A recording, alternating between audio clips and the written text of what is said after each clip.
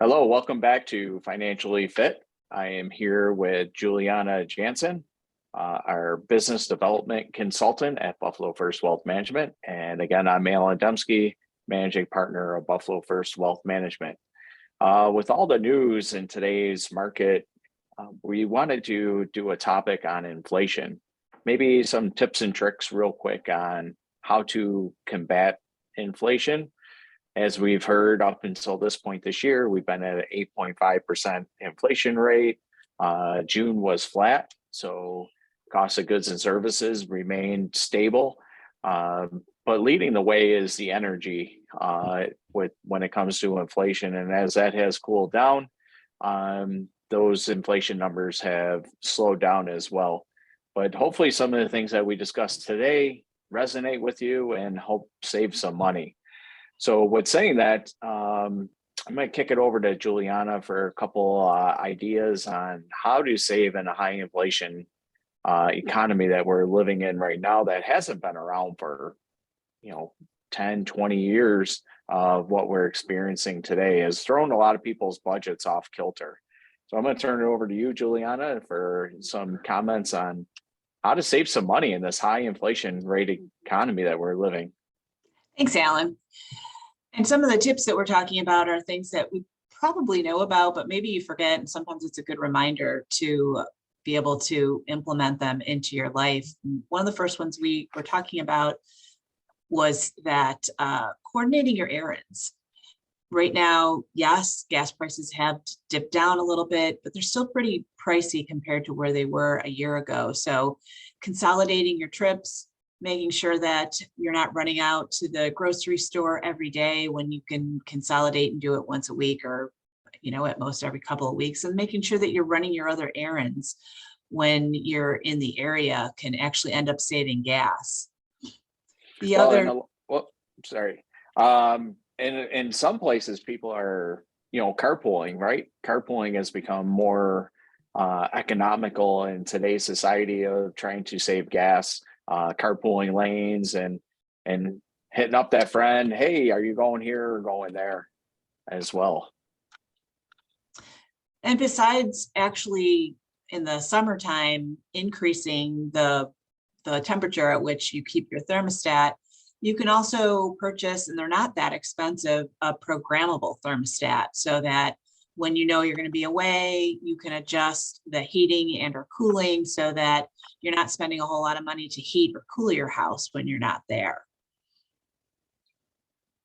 Yeah, with the energy crisis in Europe, we should be promoting programmable thermostats over there at this point, right? Yes, definitely. They're not playing over there with their requirements. No, that's for sure. And we were talking a little bit about the grocery store earlier.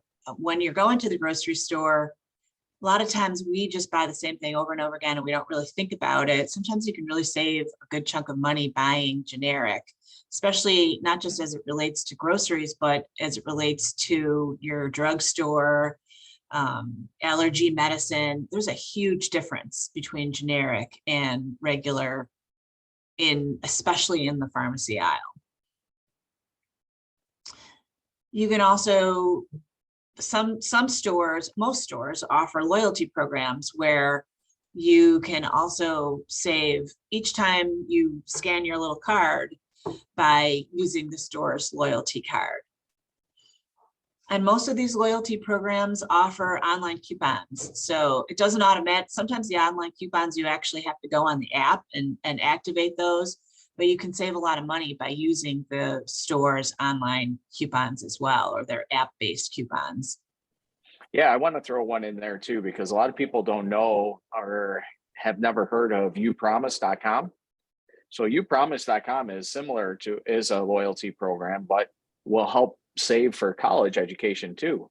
So they give you coupons in YouPromise, and you can link it to your state's, generally you can link it to your state's 529. And instead of actually getting that money back, it actually goes into a separate bucket for college education. I used to use YouPromise when my kids were pre-college age, but once your kids age out of college, then you can transition over to programs like Top Cash Back or Rakuten, where instead of just going on the website that you're buying from, you start off with the Top Cash Back website and they just give you money back. And sometimes it can be as much as 8, 10, or even 12% on your purchase with just by going through their website. It actually ends up adding up in time. Yeah, these websites that give you a cash back, along with if you're using credit cards, as things are costing more, you're spending more. If you're using a cash back rewards credit card, they're giving you more money back too. And some of them are promoting utilities and groceries when you're spending money on that stuff already. Yeah, one of my cards right now is paying 5% back for groceries. And with groceries being as expensive as they are, it really does add up. Yeah, and a lot of these programs, especially the loyalty ones through grocery stores and stuff, that doesn't cost you any money, right? You don't have to pay to be in these programs. All you got to do is make sure you got your card with you to scan it when you at checkout. And sometimes they let you put your telephone number in and you don't even need the card with you. Right. So it definitely tries to make it easier. But in high inflation times, everything is costing. You look at the mortgage rates today are over 5%, whereas a year ago they were under 4. So it's costing people a little bit more money to buy houses. And I think that's where, maybe shopping banks online, right, to save yourself some money. Maybe get a higher interest rate at banks online to put some extra money back into your pocket. If you have different savings accounts or looking to buy a car or a house, how can I do that in the most efficient way to lower my interest rate, right? Those things are still out there in today's world of car loans, used cars. There's not as many used cars out there. What are some of the things I could do to lower those payments? One is a good credit score, but 2, shopping. We shop for a lot of things. We were talking earlier today about shopping for insurance. Taking the extra few minutes to do those cost comparisons will help you save money in high inflationary periods. And it's interesting. One of the things that I teach my adult kids is just ask. It's really amazing how many times when you're purchasing something, if you ask, well, is there a discount that's available? They might just give you 10% just for asking, sometimes 15%. Is there a coupon that's available? I can't tell you how many times that has worked for me just because companies want your business. It's a competitive world out there. Absolutely. Or is there, sometimes the cashiers just forget to offer stuff to you. So by asking, it might, oh yeah, we have this promotion going on, or we have this, that, people are going to have a lot of things going on that they might forget to mention that to you when you're at checkout, or they just want you to spend more, who knows. Certainly, back to the other, I just want to touch on the grocery. It's getting more expensive to eat out. So, I mean, saving on groceries at home, my brother owns 2 restaurants, so I don't want to say don't go eat out. But certainly look for opportunities to save money when you're looking for coupons or different promotions that restaurants are offering as well at that time.